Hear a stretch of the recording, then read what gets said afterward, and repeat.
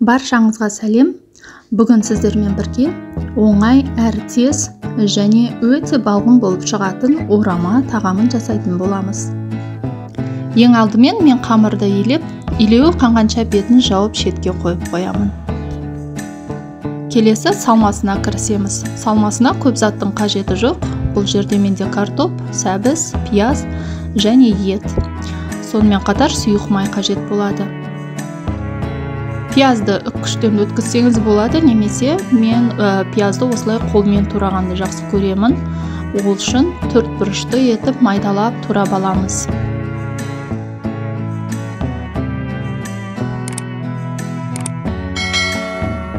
Айтпақшы достар, бұл каналды мен сіздерге пайдалы видеолар салып отыру үшін жаңадан ашып отырмын.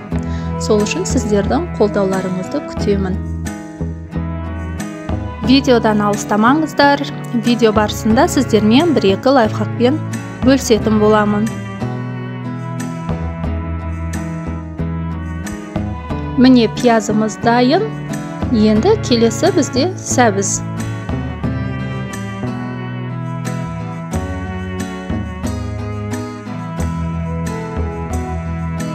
Ал орамамыз біздің жылдам әрі тез дайын болуы үшін біз үккішті пайдаланамыз. Осы орайда сәбізді және картопты үккіштің ең үлкен көзінен өткізіп, уақытыңызды үнемдеп алсаңыз болады.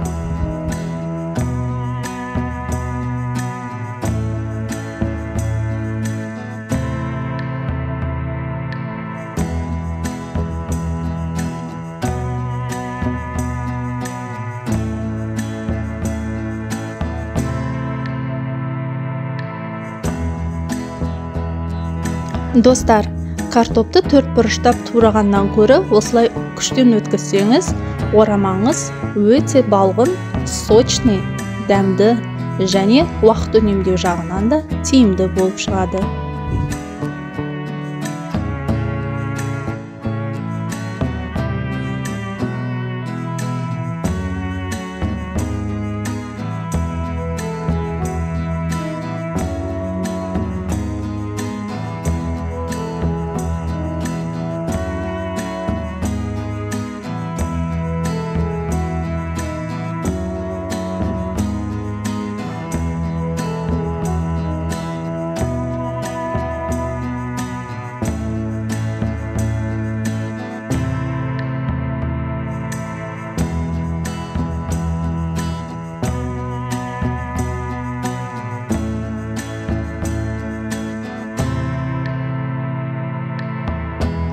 Көп жерде байқағаным, орамаға дайын фаршты қосады екен.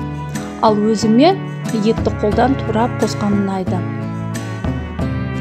Әрине дұрысы сиырдың етін қосқан, бірақ менде өзімде бары жылқының еті болатын. Сол себепті жылқының етін қостым. Онда тұрған ештеңе жоқ достар. Дәмі одан ешқандай да өзгермейді. Осы орайда салмаға құйрық май турап қоссаңыздар болады. Алайда менің балаларым оны жемейтін болғандықтан, мен құйрық майдың орнына сұйық майды қолданамын.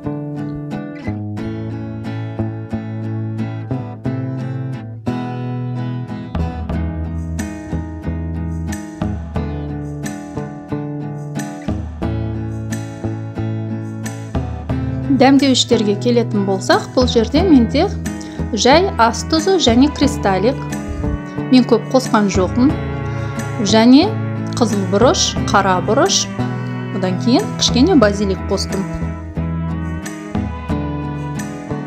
Дәмдеуіштермен қатар бірден сұйық май қосуды ұмытпаңыз. Мен видеода кішкене кешіктіріп қостым. Яғни бір жұмысты екі жұмыс қылмаңыз дегім келеді.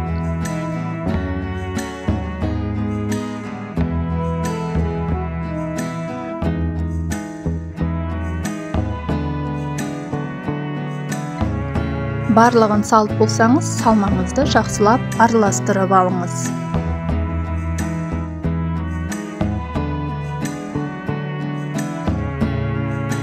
Дәл осы салма маған 3 суалаға жетеді, сол себепті мен оны 3 порцияға бөліп қойдым. Қамырдың илеуі әбден қанды. Оны 3 бөлікке теңдей етіп бөліп, үлкен жайма етіп жайып шығамыз.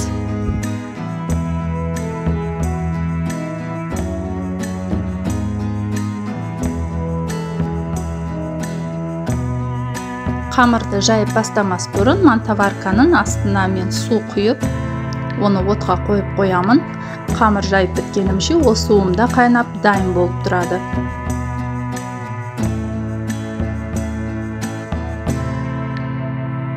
Қамыр жаюда арнайы қандай да бір техниканы қолданбаймын. Қарапайым өзіңіздің білгеніңізше қамырды жайып шықсаңыз болады.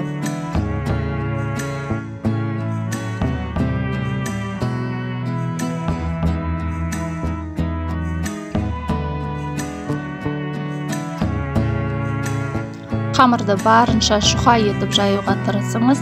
Сол кезде орамаңыз кәдімгі итальяндық лазанья сияқты қатпарлары өте әдемі болып шығатын болады.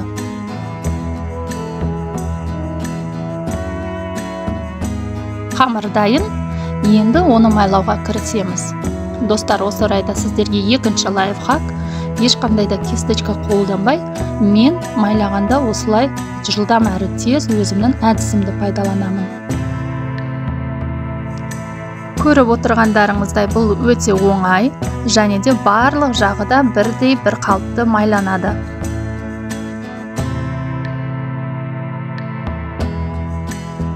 Байқасаңыздар, әр зуалаға салманың тек 3-тен 1 бөлігін ғана салып отырмын.